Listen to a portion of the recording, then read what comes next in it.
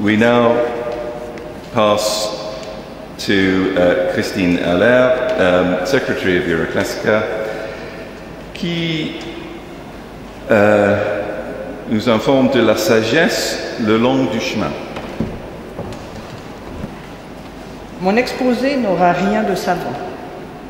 J'ai suivi en effet la suggestion émise au comité de traiter un sujet anecdotique plutôt qu'une question de philologie pure et dure, ce qui me permettra, je l'espère, d'être bref. Neuchâtel, d'où je viens, et son canton ont toujours eu une vocation plus technique qu'académique. Aujourd'hui, en ville de Neuchâtel, on vante davantage ses instituts d'électronique et de microtechnique que sa faculté des lettres et sciences humaines, qui, depuis plus de 10 ans d'ailleurs, ne compte plus de chaires de grec ancien, et le latin aujourd'hui fait partie de l'Institut d'histoire, c'est dire. Et pourtant, en cherchant un peu, on trouve que les Neuchâtelois n'ont pas toujours été hermétiquement fermés à la civilisation classique. L'hôtel de ville, de la fin du XVIIIe siècle, révèle une architecture néoclassique, riche de références monumentales antérieures. Colonnes doriques, fronton est orné d'une représentation de la déesse Minerve, un espace d'exposition connu sous le nom de péristyle de l'hôtel de ville occupe le rez-de-chaussée. De peu antérieur au bâtiment principal de l'université, le vénérable collège latin, 1835, de style néoclassique, s'orne entre autres d'un buste d'Aristote et d'un autre d'Homère, qui surmonte, détail piquant, la statue de Hugues de Pierre, auteur médiéval fictif d'une apocryphe chronique des chanoines. Mais ça, à l'époque, on ne le savait pas encore. Rappelons que Neuchâtel est prise entre lac au sud et montagne au nord. Plus on s'élève, plus la vue sur le lac et les Alpes vaut la peine. C'est ce qu'avait compris une de nos gloires littéraires nationales, l'écrivain Friedrich Dürrenmatt, qui a habité de longues années et jusqu'à sa mort en 1990 en surplomb de la ville. Aujourd'hui, le centre Dürrenmatt y perpétue son souvenir. Non loin de là, en s'élevant un peu sur le flanc de Chaumont, le promeneur attentif a la surprise de découvrir une courte inscription sur 3 lignes qui, dans la plupart des cas, doit lui paraître incompréhensible.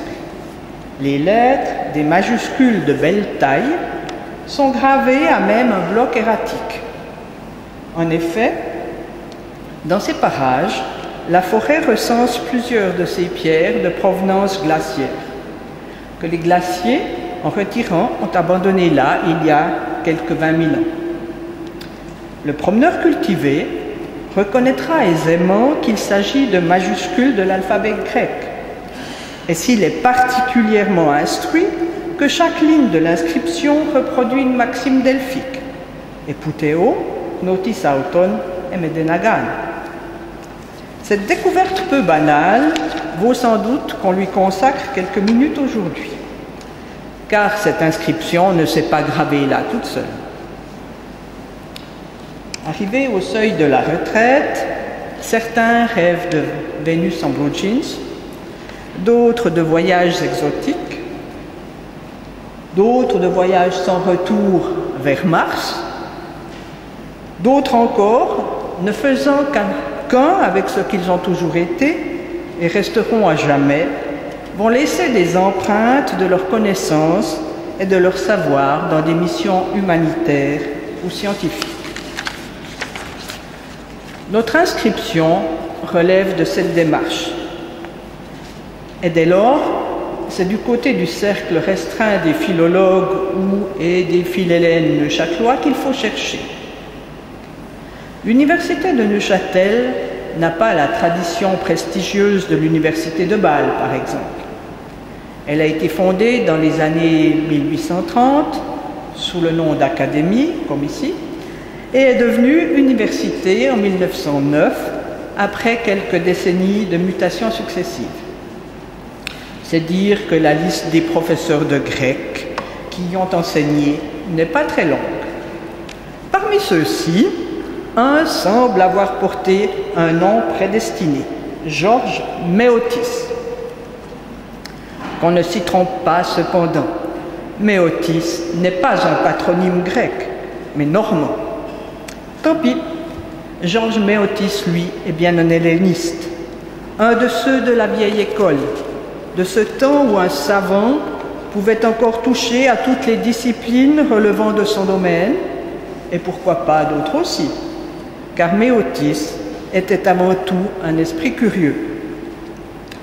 Un bref coup d'œil à sa vaste bibliographie révèle ainsi qu'après une thèse en papyrologie, 1918, il a produit entre autres des ouvrages sur les tragiques et la tragédie, sur Pindare, à côté de recherches sur la religion grecque, les mystères d'Éleusis et le pythagorisme.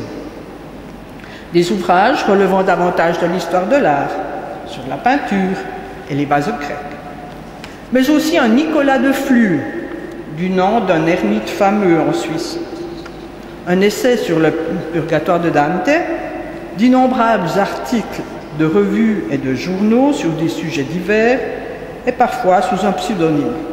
Et tout ça, sans perdre de vue l'archéologie neuchâteloise de l'époque gallo-romaine, pour laquelle il a dépensé pas mal d'énergie. Né en 1890, Méotis a été nommé privat-docent en 1919 et professeur ordinaire de langue et littérature grecque, d'archéologie classique et d'histoire ancienne en 1920, chaire qu'il n'a quitté qu'à l'âge de la retraite en 1961, après avoir été doyen dans les années 30, puis recteur de l'université au début de la Deuxième Guerre mondiale. En 1937, l'université d'Athènes, à l'occasion de son centenaire, l'avait fait docteur honoris causa. C'est d'ailleurs aussi le centenaire de la fondation de l'Académie de Neuchâtel. À partir de 1952, Méotis était aussi un membre correspondant de l'Institut de France. Quand il est décédé, en 1970, son collègue et ami, qui était notre professeur de latin, a rappelé son souvenir et mentionné l'Agnus Castus s'élevant au milieu du jardin de la villa où se trouvait le séminaire de philologie classique. Méotis avait rapporté de Grèce, bien des années avant, vu la taille du buisson, une bouture qu'il avait acclimatée et plantée à Neuchâtel. Ce n'était certes pas le chêne de Philémon, mais Méotis avait en quelque sorte pris racine en ville, non loin du lac. 10 ans auparavant, au seuil de sa retraite, il avait fait graver dans le granit, côté montagne, au-dessus du bucolique vallon de l'Ermitage, 3 maximes delphiques, auxquelles il tenait beaucoup. Eputeo, Knutis auton, Medenagan. Ces 3 maximes avaient d'abord constitué la ligne directrice de son propre cheminement. Il s'était efforcé de les suivre à sa manière, à commencer par Eputeo, qui témoigne de ses aspirations religieuses qui allaient au-delà de la religion conventionnelle. Méotis se déclarait ouvertement pythagoricien et avait pris des dispositions pour exprimer son attachement à cette secte jusque dans la mort. Il les énumère dans son discours prononcé devant ses collègues au moment de quitter l'université en juillet 1961. Citation. Tout d'abord, le coffret destiné à contenir mes cendres. D'un côté, la maxime Eputeo. De l'autre, une sirène tenant une lyre, symbole pythagoricien entre tous. La stèle sera de pur style grec, avec la rosace dont Charles Picard a montré qu'elle est le symbole de l'éclosion de l'âme après la mort. Elle portera un vers de Dante dans son purgatoire et prononcé par un ange. Al cantar di là, non siate sorde. Ne soyez pas sourds à la mélodie qui vient de là. Et fera naturellement allusion à la mélodie de la lyre, jouée par la sirène, divin symbole de l'harmonie des sphères, de cet amour qui, ainsi se termine la divine comédie, meut le soleil et les autres étoiles. Fin de citation.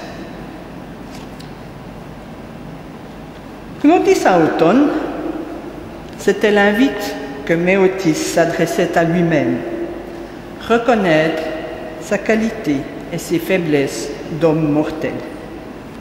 Méotis s'était longuement préparé à la mort, qu'il voyait à la manière des orphiques venant délivrer l'âme du tombeau qu'est le corps de chair. Pensez à la rosace de la stèle.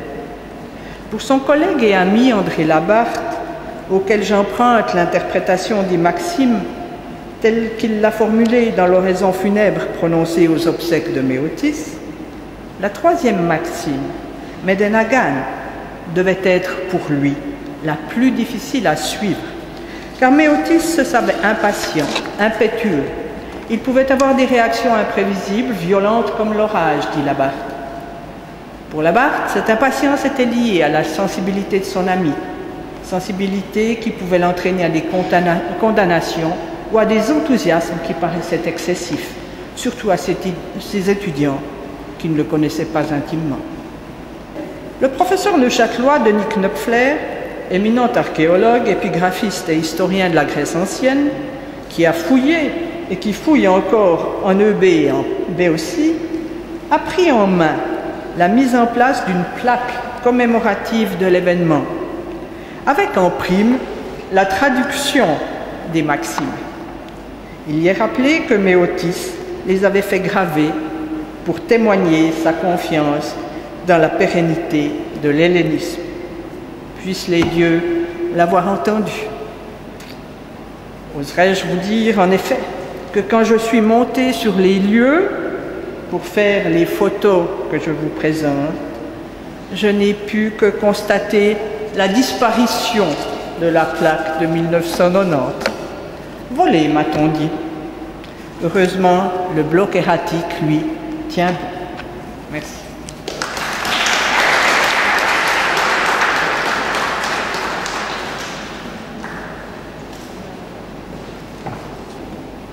Thank you, Christine. It's always interesting to have an insight into the teachers, professors of the past in another country. Gives you a slightly different view of the way things have developed.